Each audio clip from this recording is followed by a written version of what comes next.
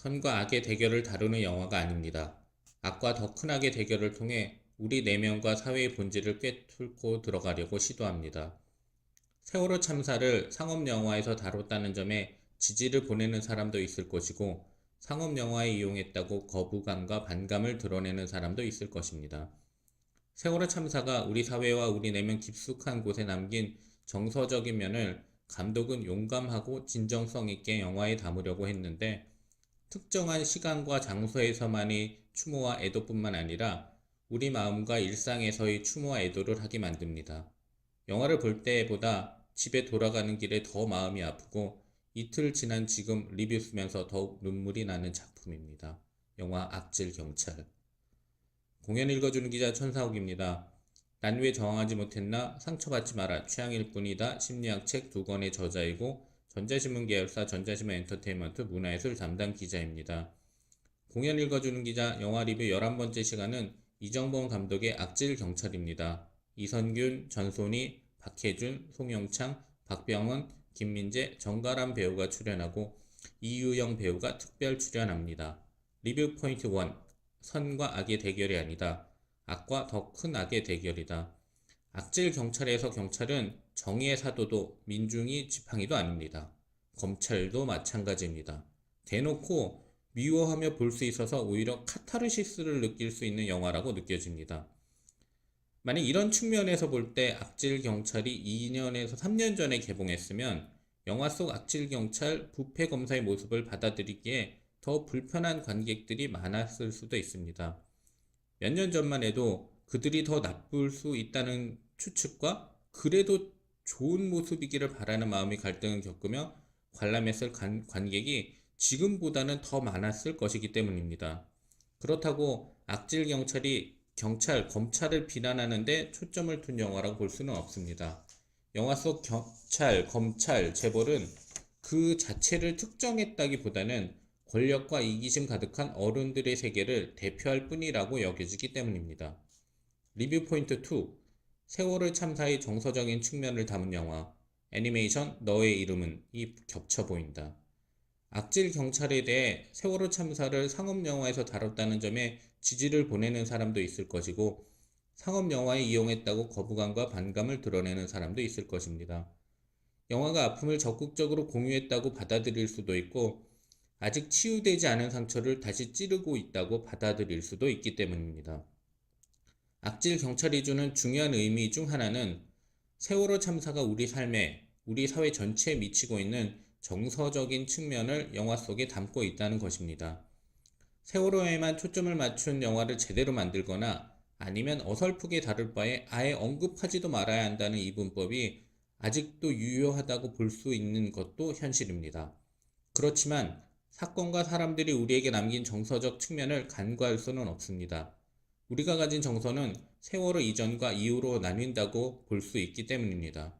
특정할 때, 특정한 장소에서만 추모하고 애도하는 게 아니라 일상생활 속에서 추모하고 애도할 수 있어야 한다고, 애도 과정을 거쳐야 한다고 영화는 말하는 듯합니다. 2016년에 개봉한 너의 이름은이 2011년 3월 11일 동일본 대지진으로 인해 특정 지역뿐만 아니라 일본 국민 전체의 정서가 바뀐 것을 애니메이션으로 표현했다면, 2019년 개봉하는 악질 경찰은 2014년 4월 16일 세월호 참사 이후 바뀐 우리의 정서를 영화 속에 담고 있다고 볼 수 있습니다. 리뷰 포인트 3. 악역을 존재감 있게 표현한 이선균, 그 시간에 머물러 살 수밖에 없는 인물을 표현한 전소미. 악질 경찰 조피로 역의 이선균은 악역도 존재감 있게 표현할 수 있다는 것을 보여주며 스펙트럼을 넓혔습니다. 이선균의 목소리는 악당의 이미지에도 잘 어울립니다. 전소미는 그 시간에 머물러 살 수밖에 없는 미나의 감정이입한 모습을 보여줬는데, 커서 진격의 거인이 되고 싶다고 말하며 내면을 드러낼 때의 디테일도 눈에 띄었죠. 영화는 미나에 대해 살고 싶어서 발버둥 치는 사람일 수 있다고 말하는데, 그런 미나의 모습에 마음이 아픕니다. 니들 같은 것도 어른이라고 말하는 미나의 대사는 감독이 영화 속으로 던지는 화두일 수 있습니다. 법 앞에서 단 10,000명만 평등하다 라는 말과 극한 대비를 이루죠. 잘 들어, 이 세상 어디에도 780원짜리 인생은 없는 거야 라는 조피로의 외침은 영화가 주는 가장 마지막 위로이자 애도입니다. 관객이 영화 속에서 직면한 현실과 그 현실을 바라보는 박탈감을 그대로 두지 않고 한 문장으로 관객이 생각을 다시 할 수 있는 기회를 제공했다는 점이 주목됩니다. 리뷰 포인트 4. 이선균 배우와 이정범 감독이 느끼는 조피로 캐릭터. 영화 악질경찰에서 조피로가 착한 캐릭터였으면 사건, 사람, 장소, 공간 등 조피로가 들어갈 수 있는 영역이 한정됐거나 경계에서 멈칫할 수 있었는데 그렇지 않았습니다. 영화를 관람할 관객들도 마찬가지일 것입니다. 악랄함 속 인간다움을, 거침 속 따뜻함을 어떻게 표현했고 캐릭터를 어떻게 만들었을까요? 언론 배급 시사회 후 기자간담회에서 필자의 질문에 이성균 배우는 조피로는 직업만 경찰이고 범죄자에 가까운 인물이라고 하면서 조피로의 변화를 더 중요하게 여겼고 경찰보다 양아치, 쓰레기답게, 거칠게, 나쁘게 표현했다고 말했습니다. 조피로가 가진 나쁜 성질, 본능을 찾아 나쁜 사람이 어떤 사건을 맞닥뜨릴 때 변하는 내적인 갈등, 심경, 각성에 초점을 맞추고 연기를 했다고 대답했는데요.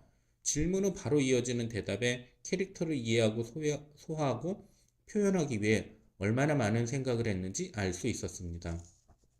이정범 감독은 이 영화에서 조피로가 갖는 감정의 낙폭이 크다고 말했습니다. 형사 일대와 미나가 겪는 사건으로 인해 지옥으로 떨어지고 뭔가를 겪고 난 후 낙폭의 차가 크다고 알려줬죠. 선한 캐릭터, 말랑말랑한 캐릭터일 수도 있었지만 감독이 원했던 것은 하나의 충격이고 영화가 끝났을 때 진자의 폭이 큰 인물일수록 관객들에게 변화가 주도적으로 전달될 것이라고 알려주었습니다.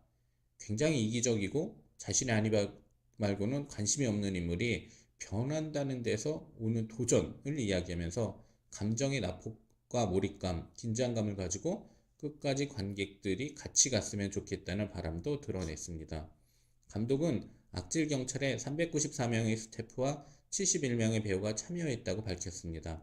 감독이 숫자를 언급한 것은 영화를 만든 한 명 한 명이 소중하고 그만큼 세상에 있는 한 명 한 명이 소중하다는 것을 알려주려는 듯합니다. 잘 들어, 이 세상 어디에도 780원짜리 인생은 없는 거야 라는 대사가 다시 떠오릅니다.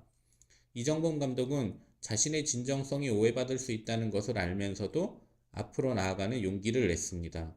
감독이 영화를 통해 선사한 애도 과정에 감독 또한 이제는 관객의 한 사람으로서 함께 하기를 바랍니다. 공연 읽어주는 기자는 전자신문 엔터테인먼트 기사 사이트와 네이버 포스트, 전자신문 엔터테인먼트 채널을 통해 글로 보실 수도 있습니다. 지금까지 사연 읽어주는 라디오 고정 게스트 되고 싶은 천상욱이었습니다. 여러분이 행복하고 자유롭게 사시기를 응원합니다. 고맙습니다. 전자신문 엔터테인먼트 천상욱 기자라고 합니다. 영화 보고 되게 말씀드리기도 막 떨리는데요. 이성균 배우님하고 이정범 감독님한테 차례로 여쭤볼게요. 같은 질문을. 그러니까 조피로가 만약에 착한 캐릭터였다면 들어갈 수 있는 영역이 그러니까 사건이나 사람, 장소, 공간이 다 한정됐을 건데요. 됐거나 아니면 경계에서 멈칫할 수도 있었다고 생각을 하거든요. 관객도 마찬가지로 느낄 거예요. 그런데 그렇지 않는 캐릭터를 가지고 있는데요. 악랄함 속에서 인간다움을 거침 속에서 따뜻함을 표현할 때 어떻게 표현하고 캐릭터를 어떻게 만드셨는지 좀 알고 싶습니다.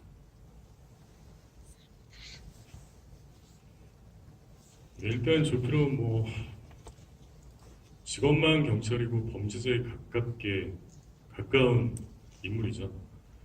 그리고 저는 이 사건을 맞닥뜨리고 조피로의 변화가 더 중요했기 때문에 좀 더 경찰이라는 직업보다는 조금 표현을 좀 더 양아치스럽게 쓰레기답게 그렇게 조금 거칠게 나쁘게 표현하는 게 그 파급력이나 각성하는 효과가 더 크다고 생각을 했습니다. 그래서 공간에 대한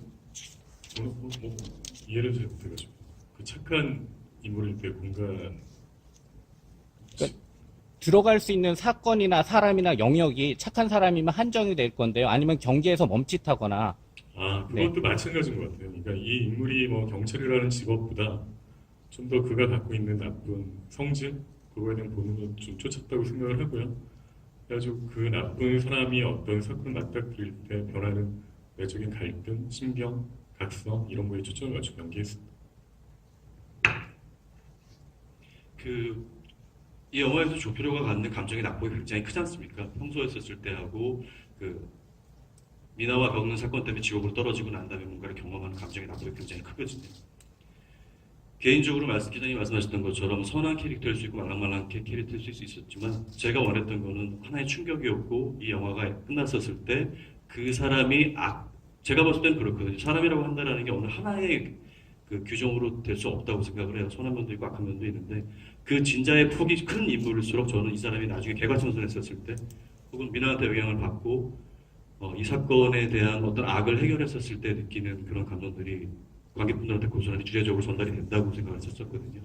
저한테는 우선 굉장히 이기적이고 자신의 아니 말고는 아무것도 관심이 없는 인물이 변한다라고 하는 데서 오는 어떤 도전 같은 느낌도 있었었고요. 거기에서 오는 감정의 낙폭이나 몰입감 같은 것들이 긴장감을 갖고 끝까지 관객분들이 같이 갔으면 좋겠다라는 생각이 있었었기 때문에 이렇게 구성을 하게 됐던 것 같습니다.